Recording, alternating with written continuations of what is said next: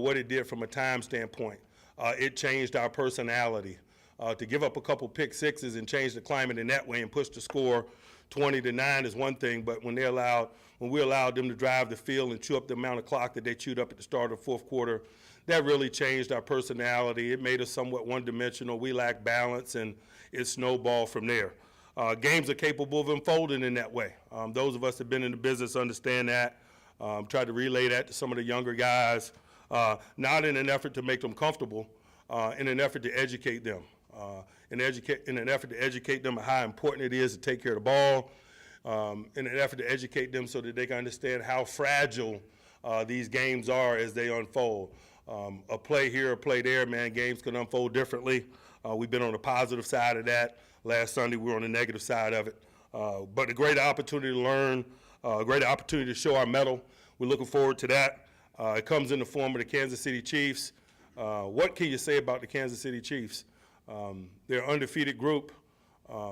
Their video is really impressive. Analytically, from a numbers standpoint, they're really impressive. Individually and collectively, they're doing it at a high level. They've got great units in all three phases of their game. We can start with special teams. They got dynamic players, return men, whether it's punt or kick. They got dynamic schemes. Their coordinator has been considered for head coaching jobs in the recent past. Their special teams unit is as strong as any in football. We'll be challenged in that way. We've been challenged in that way against them in the past. It doesn't lessen that challenge. We got to be thoughtful about how we kick the ball, where we kick the ball, how we cover the ball, who we choose to do it with. Be very thoughtful about game participation. Special teams will be a big element of it, man. You got to put your very best people on the field in an effort to cover some of those kicks. They're so dynamic. On defense, they're playing ball in a similar way that they've played ball in the past. Houston is still very dynamic. He's a 5.5 sack guy, providing a wave that others are riding. You got to acknowledge Jones is a very talented, emerging young player. You saw it on last year's tape, particularly at the end of the year last year. He's picked up where he's left off. I think he's got 3.5 sacks. He's dynamic. He's a difficult guy for interior people to block. He's ball aware. He's disruptive. He gets after your quarterback. He's difficult to block in the run game. Derek Johnson is back, man. He's in all situations, sideline to sideline linebacker. He's good versus the run. He's good versus the pass. They utilize him in the rush as well. Multiple-time Pro Bowler. He is who he is. We got to deal with and combat him. Be interesting to see if D Ford is available to him. He's a dynamic edge rusher, high-round draft pick out of Auburn a couple years ago. I know he's missed the last couple of games, but he's a guy that you got to reckon with if he's available. I'll be interested to watch his development in terms of participation as the week unfolds. And they got ball-hawking guys in the secondary, and when you got the offense that's producing the way it's producing, you're playing into the hands of guys like Marcus Peters, who are extremely ball aware and got great ball skills and provide a lot of splash for them. They've had that splash. Their turnover ratio is really impressive, but it's going to be really impressive because they've only turned the ball over one time in 5 games. Shoot, man, we probably turned the ball over 3 or 4 times in a quarter last week. These guys have turned the ball over one time on the season. Smith has 0 interceptions. He's got a 125 or so quarterback rating. You take care of the ball. You play great special teams and defense, man. You got a real chance of being 5-0. That's why they are. We respect it. We don't fear it. We got some work ahead of us. We also respect that venue. We've been up there. We understand what that means from a preparation standpoint. We understand what that means from a play standpoint. The venue is going to be a factor in this game. We can have a little something to say about that if we perform, and we acknowledge that. But we got a lot on our plate, man. We're excited about the challenges that this profession provides us. We're excited about the challenges that this week provides us. Man, we get to roll our sleeves up, man, and get to know ourselves and grow and respond to the adversity that the game of football and life presents. Questions? Coach, doesn't logic dictate the Jaguars were ranked 5th in passing defense, 31st in rushing defense. Doesn't logic dictate that you'd want to run against them as opposed to throw the ball 55 times? Game plans and things of that nature are often revealed over the second half of football games, the last quarter and a half of football games. So, You know, the bomb went off there on us in the third quarter. We threw a couple pick sixes. So the stats are not going to reflect our plan or our intentions. It's just not. Like I outlined, we threw 2 pick sixes in the third quarter. They got the ball to start of the fourth quarter and chewed up 5 minutes of clock. You're going to lose any semblance of balance over the last quarter and a half of play when those things occur. You're going to seem one-dimensional because you are. Time becomes a factor. It was a factor for us. We weren't as balanced as we would like. If you look at our stats at halftime, they resemble what we anticipated. Our rush totals are very similar to Jacksonville's rush totals at halftime. We hadn't thrown 2 pick sixes at halftime. So that's just the nature of ball. I know you're always going to have questions in that area. Featured runners like Le'Veon Bell are always going to have questions in that area. When you're winning, you run the ball over the last quarter and a half of football games. Le'Veon probably ran the ball 12, 14 times over the last quarter and a half or so of the Baltimore Raven game. He didn't because we were down by multiple scores. We got one-dimensional. Time was a factor. It happens. So you can paint whatever story you want to paint or tell whatever story you want to tell in regards to that. Oftentimes, plans or intentions are lost in play, and no question ours was lost in play on those 2 pick sixes and that subsequent drive that chewed up 6-7 minutes of clock and gave them 3 points. We were playing to win the game. We weren't playing to appear to be balanced so that you could read the stat sheet and talk about we were balanced. We were playing to win the football game. We always will. But in an effort to do that, sometimes losses are uglier than they could be. We don't care. We don't care what we look like. We're playing and playing to win. If there's time on that clock, we're going to play. How would you classify Ben Roethlisberger's decision-making overall? You know, it could have been better, but it probably wasn't catastrophic. Hi, Cam Hayward. It probably wasn't catastrophic as the statistics bear it out. Things happen, man. Protection of the football is an 11-man job, just like the protection of our quarterback is an 11-man job. I know you guys have heard me say that routinely over the years, and it's true. His first interception was a great play by Jalen Ramsey. Don't want to take anything away from him, but we had pressure up the middle, and he couldn't step into it. And so probably lost a little something on that ball, and Jalen made a nice break. The next pick was a pick six. That ball was batted by a defensive lineman. None of that has to do with his judgment, but it does have to do with interceptions being thrown. Such is life in this business, and when you play his position, and he understands that as well as I do. Mike, are some of the issues with the run defense, are they schematic, or do you need to make any changes, or even personnel-wise? You know, it's popcorn, like we've talked about, and part of it is exposure. I tell our guys routinely, great defenses spend a lot of time on the bench, so you don't know where the holes are. You know, we gave up on the big drive we've been talking about quite a bit here. The drive that chewed up a lot of clock, the one that we gave a field goal on. We had a couple long runs in that drive, but prior to those long runs, we had a 3rd and 9 where we allowed Bortles to get out and escape and convert. And to be quite honest with you, if we win that 3rd down and we don't allow him to scramble and run, those other 2 plays don't occur. So I'm alarmed by the statistics, but I also understand how defensive football is played, and you protect yourself by winning downs you should and getting off the field when you should. And 3rd down and 9 when nobody is open, you should win those downs. We didn't. We allowed him to escape. He converted and ran and converted the 3rd down. There are consequences of that. Those consequences are those exposures to those subsequent downs. So we got some work to do.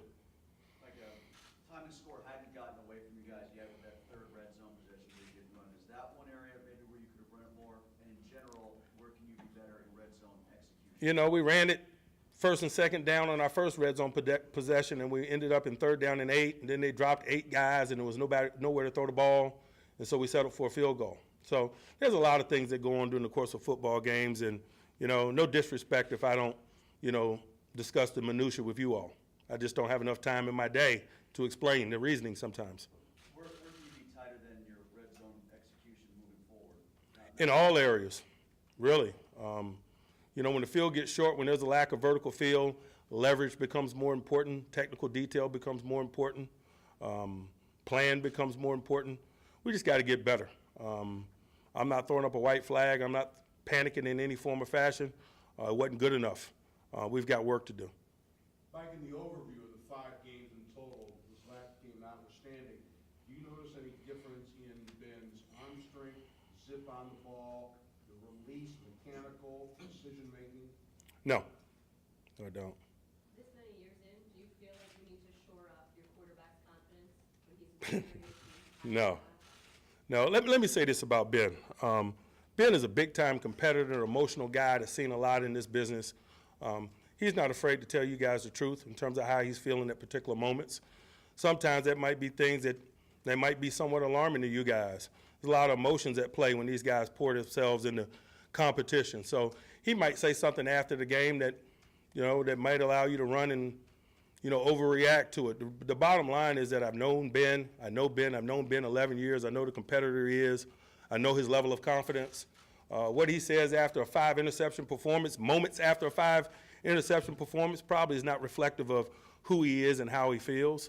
It wasn't reflective of who he is and how he felt when he walked in here yesterday. He looked like a guy that's ready to gunsling and get back at it. That's more in line with the guy that I know and what I anticipate from him. And that's why I take some of those comments with a grain of salt, and I don't react the way that some of you guys react when you hear comments. Last year, after a very disappointing playoff exit, he talked about retirement. You guys ran to the moon and back with that. Here we sit today, and he's our quarterback. So, write what you will. Coach, any positives to take away from last week? If you're looking, but I'm not necessarily looking. We play, we prepare. The results are the results. We learn from the results, and we repeat process, and I like to think we're a hardened enough group that we can stay singularly focused on what's in our control. And what's in our control is what lies ahead. So as opposed to searching for a feel-good and patting ourselves on the back or looking at things that we did well in the game, I like to focus on the things that didn't go well to maximize this learning process in an effort to increase our chances of winning the next time out. Our guys have played enough ball. They understand enough ball. They know what we're capable of doing. They know the things that we did well. No need to spend a lot of time rehashing those things. We got enough issues that need to be addressed. Might Eli play a little more, or might he play this week? Yeah, I'm open to that. I was open to that a week ago. Like I said, when we deactivated him, it wasn't a death sentence. It was an opportunity for him to recenter and get squared away from a technical standpoint, particularly from a fielding a punt standpoint, which is one of the core jobs that he possesses. He'll be given an opportunity to prove that in wide receiver play this week, and we'll see where it leads us.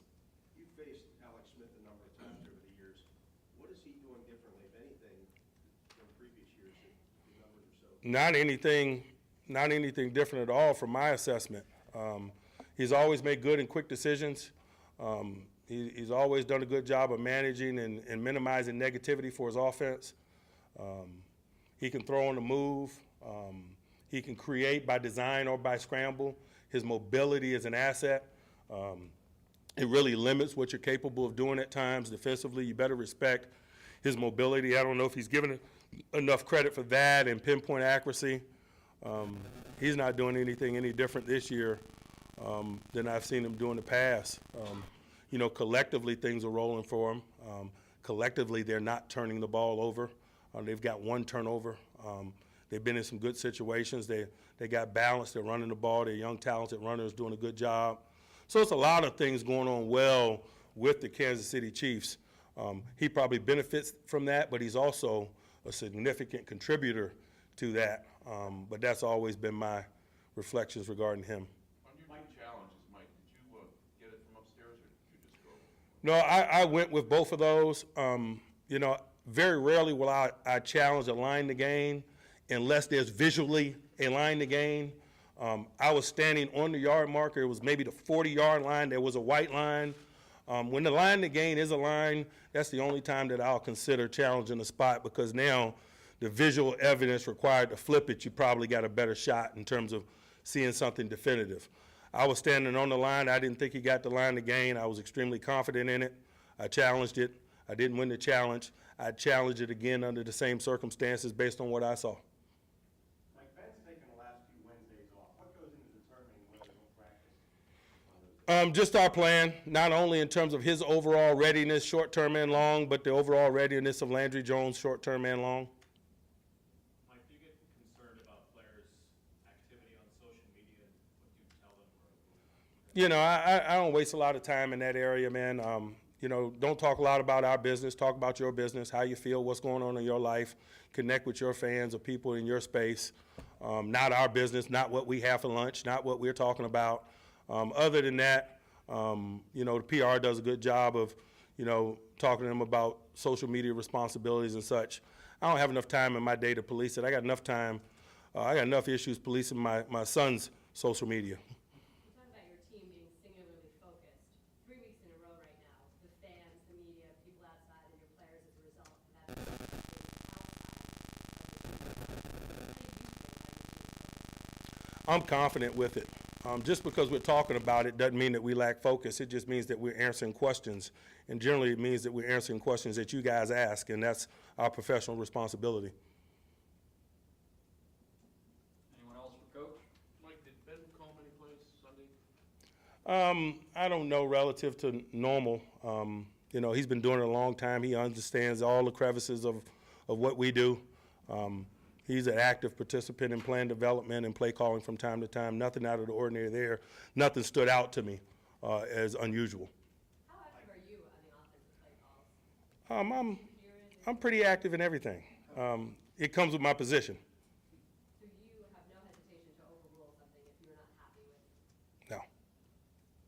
Mike, what kind of balance would you like to strike between the gunslinger mentality you mentioned with Ben versus the results usually wins when you run the ball long? It's easy to talk about striking balance and analysis of stuff when you perform poorly. I just like to focus on winning. You win, man, all those questions get answered. You lose, you got a lot of questions. So I'm not trying to answer the questions. Some of the questions you can't answer. You can only answer them with performance. And so I'm excited about having an opportunity to prepare and ultimately play in Kansas City. Mike, you talk about balance within the passing game. AB had 19 targets. Is that a product of him being the man? Is it too much attention on him? Or in viewing the film, are people just not open? No, it's a product of us throwing the ball 55 times. And if you throw the ball 55 times, he's probably going to be a decent percentage of those throws. Jaguars were uniquely confident in their corners. They played normal coverages. Most of the time when we play people, you see unique coverages, multiple people on AB and things of that nature. They play straight up football. One guy was a top 5 pick. Another guy was a high price free agent. They had a lot of confidence in him. That confidence was warranted. Those guys played well. AB was in some one-on-one situations. When AB's in one-on-one situations, we like him. And so that's why his number of targets reflected. There was a volume of passes due to game circumstances, which I outlined in great detail, and they were playing straight-up football. And when those two things meet, AB could get the ball thrown at him 20 times in a game. Le'Veon only had 4.6 yards per catch.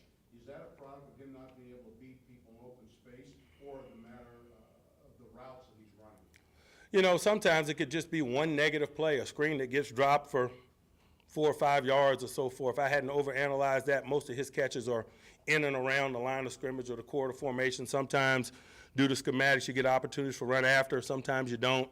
I'm not overly concerned about it, to be honest with you. I do like the fact that we're utilizing him as an integral part of the passing game. I think that provides balance. I think that creates more one-on-one opportunities for guys like Antonio. To what extent do you account for Ben getting older in play calling and usage on game days? What is your question? To what extent do you account for Ben getting older, potentially is game changing as you use him on game days? I don't understand your question. How or do you change the way you use Ben as he gets older and potentially his game changes? The older he gets, the more experience he gets. We utilize that experience for our good. You don't physically adjust anything. No. Just one quick one on Hunt, their running back. Yeah. What did you know about him coming out, and how impressed have you been by him? A lot of respect for him. Obviously, we looked at the running back position thoroughly in draft preparation. We drafted James Conner, and he was comparable in a lot of ways. Talented runner, has a definite run demeanor. I'm not surprised by what he's doing. Been an asset to them. Anyone else? All right. All right, thank you guys.